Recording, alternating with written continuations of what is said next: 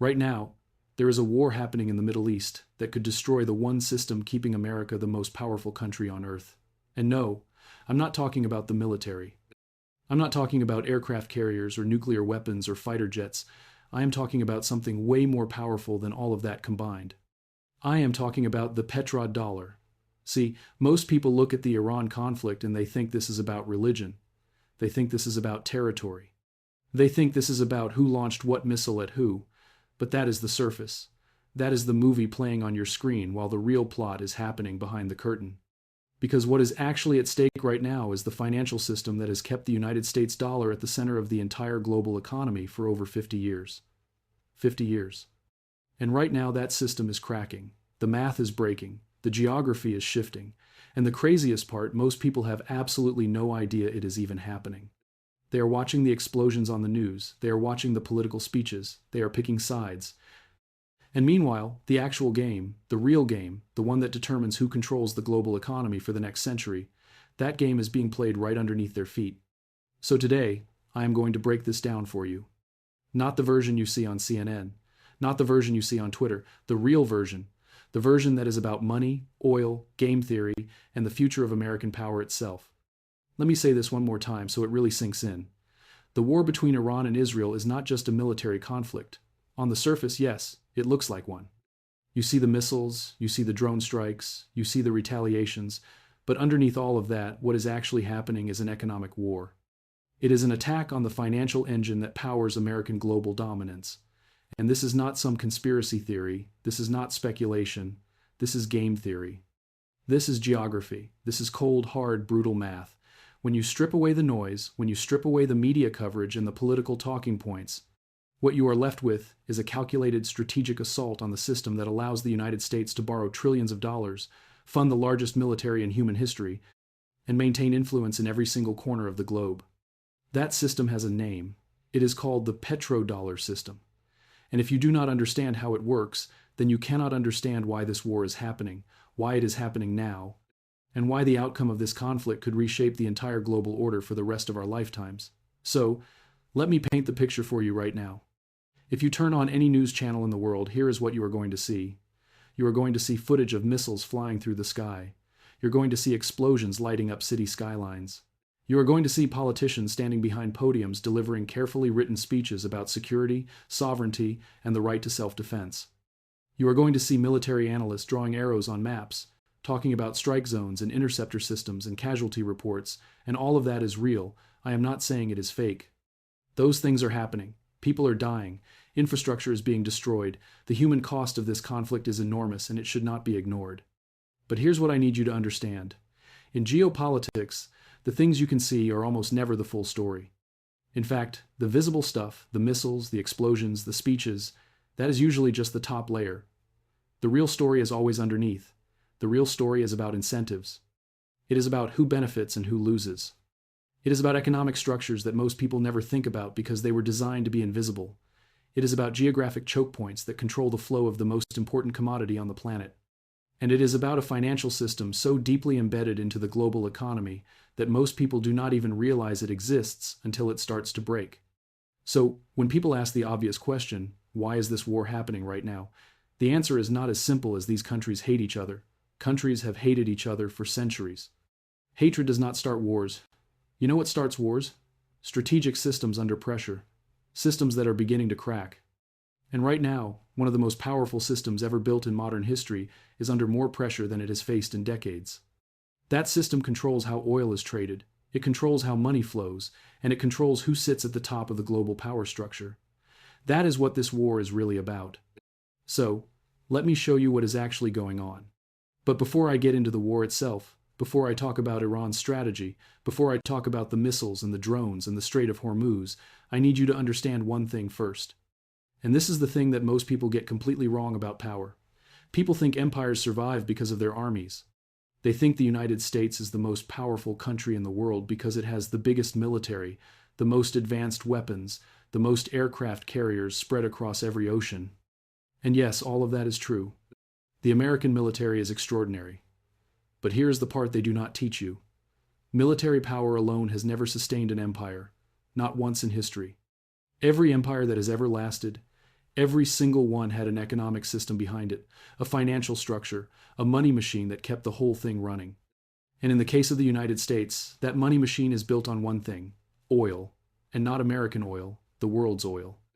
And the way that oil connects to the American dollar is one of the most brilliant and most fragile systems ever designed. Let me explain. Here is how the system works. Oil is the single most important commodity in the global economy. Bar none. There is nothing else that comes close. Every factory needs it. Every airplane needs it. Every shipping container crossing the ocean needs it. Every car, every truck, every military vehicle on the planet runs on it. Modern civilization as we know it does not function without oil. Now, here is the critical part. For over 50 years, almost all of the oil traded on the global market has been priced and sold in one currency, the United States dollar. Not the euro, not the yen, not the yuan, the dollar. Think about what that means for a second. If you are Japan and you need to buy oil from Saudi Arabia, you cannot pay in yen, you have to pay in dollars. If you are India and you need oil from the Gulf, you cannot pay in rupees, you have to pay in dollars. If you are Germany, Brazil, South Korea, it does not matter. Every single country that needs oil, which is every country on earth, must first acquire United States dollars before they can buy a single barrel. Now what does that create? It creates something incredibly powerful. It creates constant, never-ending global demand for the American dollar.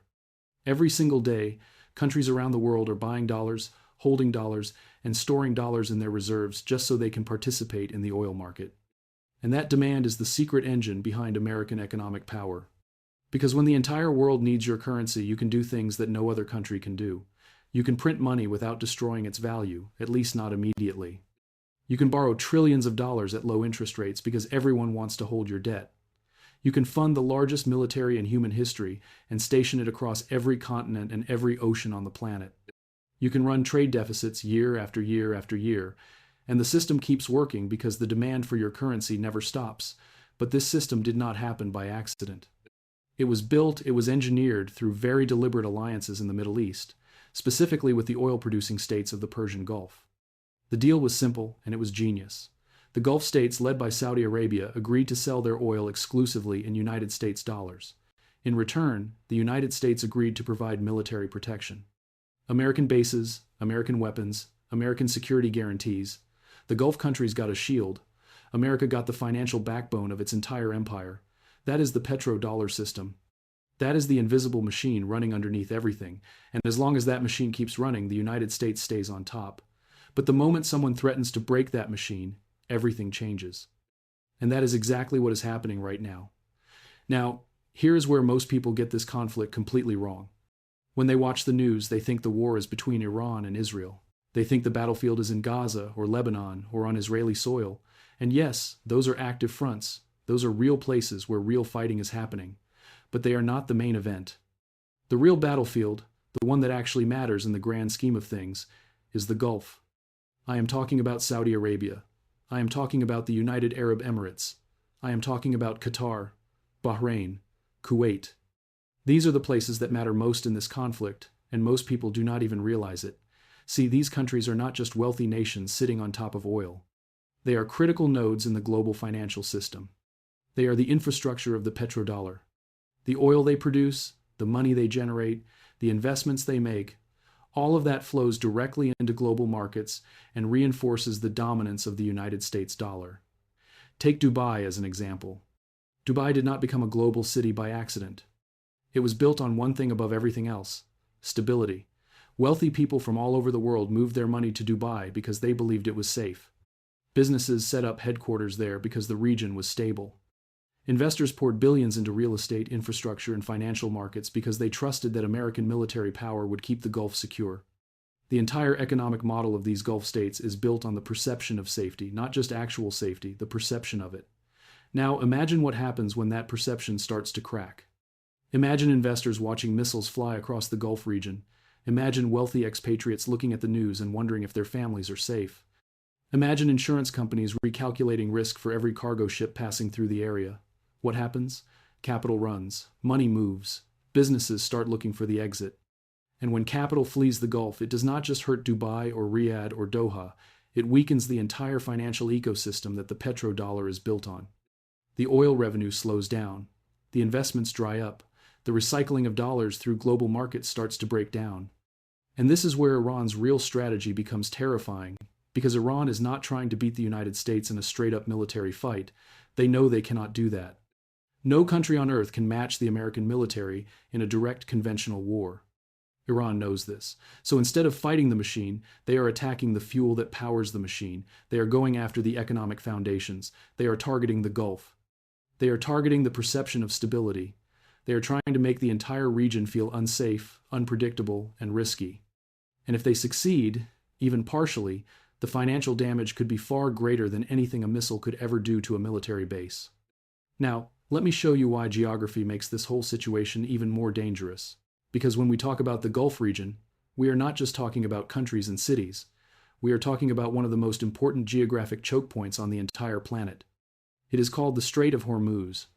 And if you do not know what the Strait of Hormuz is, you need to learn, because this single narrow waterway might be the most strategically important piece of geography in the modern world. Here is what it is. The Strait of Hormuz is a narrow passage of water that connects the Persian Gulf to the open ocean. In some places, it is only about 50 kilometers wide. That is it, 50 kilometers. And through this tiny corridor, roughly 20% of the entire world's oil supply passes every single day. 20%. That means 1 out of every 5 barrels of oil consumed on this planet travels through this one narrow choke point. Countries like India, China, Japan, South Korea, and dozens of others depend on oil shipments that come through this route. If that route gets disrupted, if ships cannot pass safely, the entire global energy market goes into shock. Prices spike, supply chains collapse, industrial economies that rely on imported energy start grinding to a halt. And here is the part that makes this a nightmare for the United States and its allies. Geography does not treat both sides equally. On the Gulf side, you have the oil-producing states. Saudi Arabia, UAE, Qatar, Bahrain. These countries are mostly flat, desert terrain, open, exposed. Their critical infrastructure, their oil fields, their pipelines, their desalination plants, their export terminals, all of it sits out in the open, visible, and vulnerable. Now look at the other side. On the Iranian side of the strait, you have mountains, massive, rugged mountain ranges that stretch along the entire coastline. And those mountains are not just scenery, they are natural fortresses. Iran has spent decades embedding missile systems, drone launch sites, and military installations deep into those mountains, hidden, protected, nearly impossible to hit with conventional strikes. So what does that mean strategically? It means Iran can launch attacks against the Gulf from behind a wall of rock and stone. It can fire missiles at oil infrastructure, at shipping lanes, at desalination plants, and the defending side has an incredibly difficult time striking back effectively. Iran can project offensive power across the strait while sitting inside a defensive fortress. That is not a military advantage. That is a geographic gift, and it changes the entire calculus of this war. Because as long as Iran controls those mountain positions overlooking the strait, it holds the ability to threaten the single most important energy corridor on Earth. Geography is not just the backdrop of this conflict. Geography is the weapon. Now, let me hit you with the math, because this is the part that most people completely overlook, and honestly it might be the most important part of this entire conflict. We are used to thinking about military power in terms of technology. Who has the best jets? Who has the most advanced missile defense systems? Who has the biggest satellites, the smartest bombs, the most sophisticated hardware? And for decades, that is exactly how the game worked. The United States built the most technologically advanced military the world has ever seen. Stealth bombers, aircraft carriers, multi-billion-dollar defense systems. The assumption was simple. If you have the most advanced technology, you dominate the battlefield. End of story. But this war is flipping that assumption on its head. Here is what is actually happening. Iran is producing drones that cost roughly $50,000 each. Some cost even less. These are relatively simple machines. They carry a small explosive payload.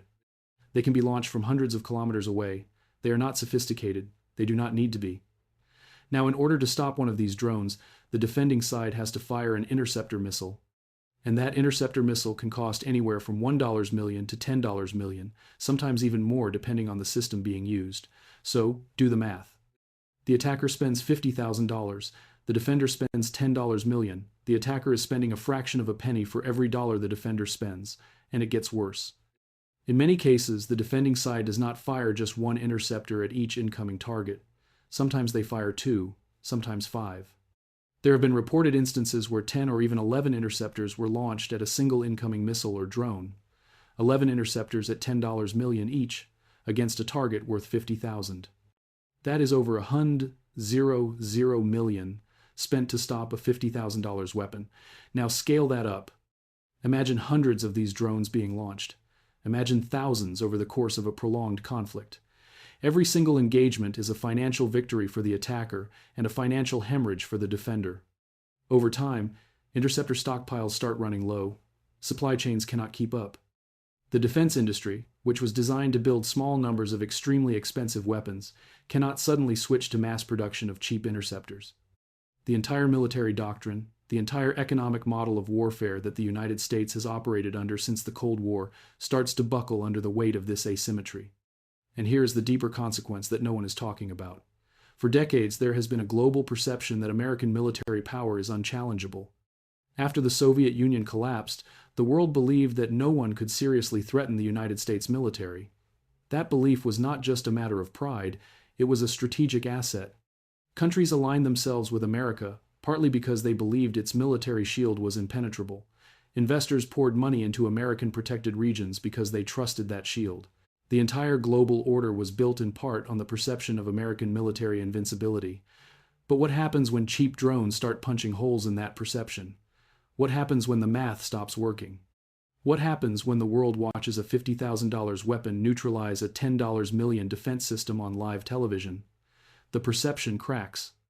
And when perceptions crack, everything built on top of them starts to shake. And now here is the part no one is talking about. Let me tell you about the vulnerability that nobody talks about when they discuss the wealthy Gulf states. Because when most people think about countries like Saudi Arabia, the UAE, Qatar, or Bahrain, they think about skyscrapers.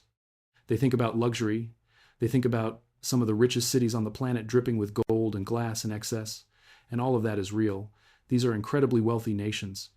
But underneath that wealth, there is a vulnerability so basic, so fundamental that it could bring entire cities to their knees in a matter of days. That vulnerability is water. Think about where these countries are located. They are in the middle of a desert, some of the hottest, driest land on Earth. There are no major rivers running through most of these nations. There are no massive freshwater lakes. Natural water resources are extremely limited. So, how do cities with millions of people survive in the desert? They survive because of desalination plants. These are massive industrial facilities that take salt water from the sea and process it into fresh drinking water. In many Gulf countries, these plants supply over 60% of all available drinking water. In some cases, even more. Without them, these cities do not just struggle, they collapse. Millions of people would face immediate life-threatening water shortages within days. Now, think about what that means in the context of a war. A desalination plant is a fixed target. It cannot be moved. It cannot be hidden. It sits right there on the coastline, requiring enormous amounts of energy to operate, completely exposed to missile or drone strikes. A single successful attack on one of these facilities could cut water production for millions of people overnight. Even temporary damage, even a disruption lasting just a few weeks, would create panic on a scale that is hard to imagine, and water is just one piece of the puzzle. Oil fields are spread across vast stretches of open desert. Pipelines run for hundreds of kilometers with minimal protection. Export terminals sit on the coast, fully visible from satellite imagery. Protecting every single piece of this infrastructure across thousands of square kilometers of flat, exposed terrain is practically impossible. You would need an air defense system the size of a small country just to cover it all. But here is the thing that makes this strategy so effective. The goal is not necessarily to destroy all of this infrastructure permanently. The goal is to create uncertainty, because uncertainty is its own weapon. The moment a single drone strikes an oil facility, global energy markets react. Prices spike. Insurance companies raise their rates for every cargo ship in the region. Shipping companies start rerouting their vessels. Investors start pulling their money. Businesses start reconsidering whether the Gulf is really the safe, stable place they were told it was. Even the possibility of an attack, even the perception of risk, is enough to cause billions of dollars in economic damage. You do not need to destroy the system. You just need to make people doubt it. And doubt, once it starts spreading, is almost impossible to stop. Now, let me introduce you to a concept that is going to help you understand exactly where this conflict is headed. In strategic studies, there is a model called the game of chicken, and it works like this. Imagine two drivers in two cars racing directly toward each other at full speed on a straight road. The rules are simple. The driver who swerves first loses. They are called the chicken. But if neither driver swerves, both cars crash head-on and both drivers are destroyed. The entire game is a test of nerve, a test of who is willing to take the bigger risk, a test of who blinks first. Now apply that model to the current conflict. On one side you have Iran with its ability to threaten the Strait of Hormuz, to launch drones and missiles at Gulf infrastructure, and to destabilize the entire energy market. On the other side you have the United States and its allies with the ability to strike Iranian infrastructure, target its energy production, hit its electricity grid, and damage its water systems. Both sides possess the ability to inflict catastrophic economic damage on the other. Both sides know this, and both sides are accelerating toward each other. The problem with a game of chicken is that escalation becomes self-reinforcing. Every strike demands a response. Every response demands an even bigger counter-response. Neither side can afford to look weak, because looking weak invites more aggression. So each side keeps pushing, keeps escalating, keeps demonstrating that they are willing to endure more pain than the other. And with every round of escalation, the stakes get higher, the damage gets worse, the off-ramps get narrower. But here is the truly terrifying part. Miscalculation is always possible. In fact, in situations like this, miscalculation is almost inevitable. Leaders on both sides are making decisions based on assumptions about what the other side will do. They assume the other side has a breaking point. They assume the other side will eventually decide the cost is too high and back down. But what happens when that assumption is wrong? What happens when both sides believe the other will swerve first and neither one does? That is how conflicts spiral beyond anyone's original intention. That is how limited wars become unlimited ones. That is how economic pressure turns into full-scale infrastructure destruction. And that is where it gets really dangerous. Now, here is the uncomfortable conversation that policymakers in Washington do not want to have, but eventually will be forced to have. If the strategic objective of this conflict is to permanently neutralize the threat posed by Iran, then air power alone is almost certainly not going to achieve that. And this is not speculation. This is history. If you study every major conflict where one country attempted to force regime change on another through airstrikes alone, the pattern is clear. Bombing campaigns can destroy infrastructure, they can weaken military forces, they can create enormous economic pressure and suffering. But they almost never produce full political collapse by themselves.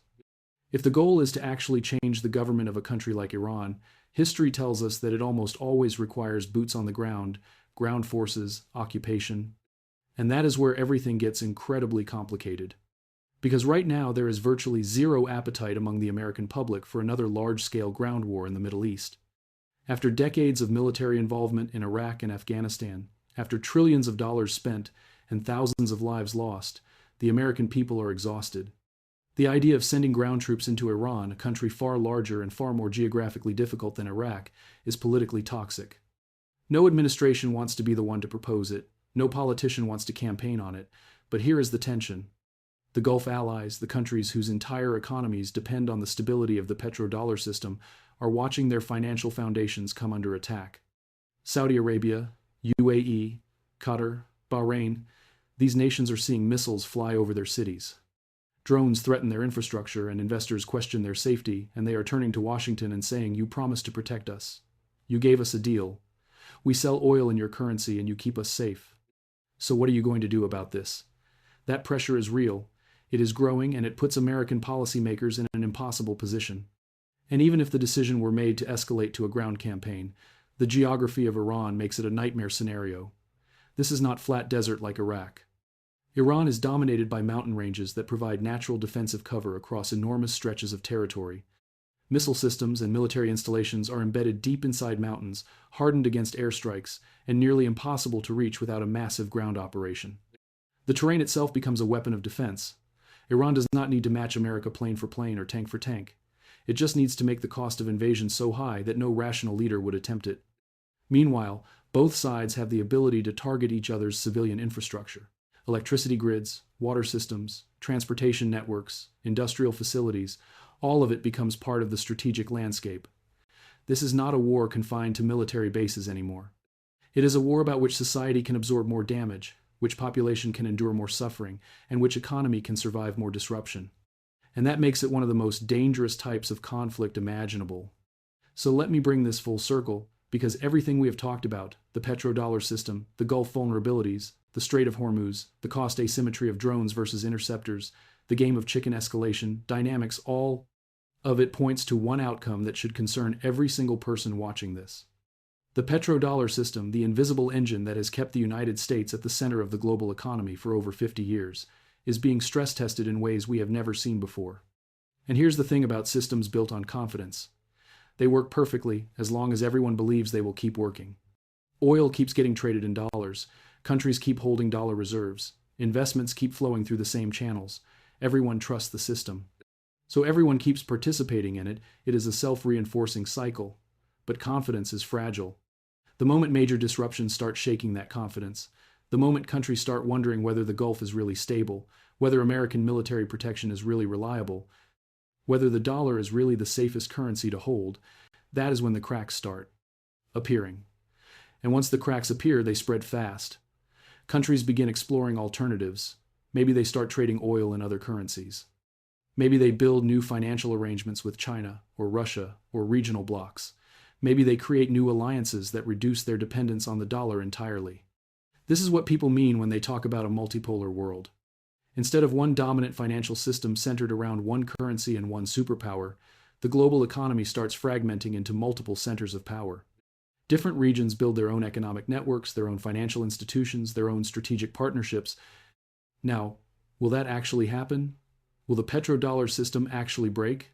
Honestly, no one knows for certain. Wars never unfold exactly as anyone predicts. Diplomatic breakthroughs can change the trajectory overnight. Economic adjustments can absorb some of the shock. Internal political changes on either side can alter the entire equation. But what this conflict has already done, what it has already proven, is something that cannot be undone. It has shown the world that the systems we all assumed were unshakable, the systems that seemed permanent and invincible, are now being tested. They are under pressure, they are vulnerable. And that revelation alone, regardless of how this war ends, has already changed the way nations think about the future of global power. So here's what I want to leave you with. If the systems that have governed the global economy for the last 50 years are now under real, measurable, visible pressure, the question is not whether things will change. The question is, what comes next? Will the existing order adapt and survive the way it has survived previous crises? Or are we watching the early stages of a complete restructuring of global power? Will the dollar remain the world's reserve currency for another 50 years? Or will new systems, new currencies, new alliances begin to take its place? These are not hypothetical questions anymore. They are playing out in real time right now on the battlefields and in the financial markets and in the diplomatic backrooms of the most powerful nations on Earth. And the reason I make these videos is because I believe that understanding these forces, understanding the game theory and the geography and the economics behind the headlines is what separates people who actually understand the world from people who just watch the news and react. If you're the kind of person who wants to think deeper, who wants to see beneath the surface, then you are in the right place. Subscribe to this channel, drop a comment below, tell me what you think. Do you believe the petrodollar system can survive this? Or do you think we are witnessing the beginning of something entirely new? I genuinely want to hear your perspective because conversations like this are how we make sense of a world that is changing faster than most people realize. I will see you in the next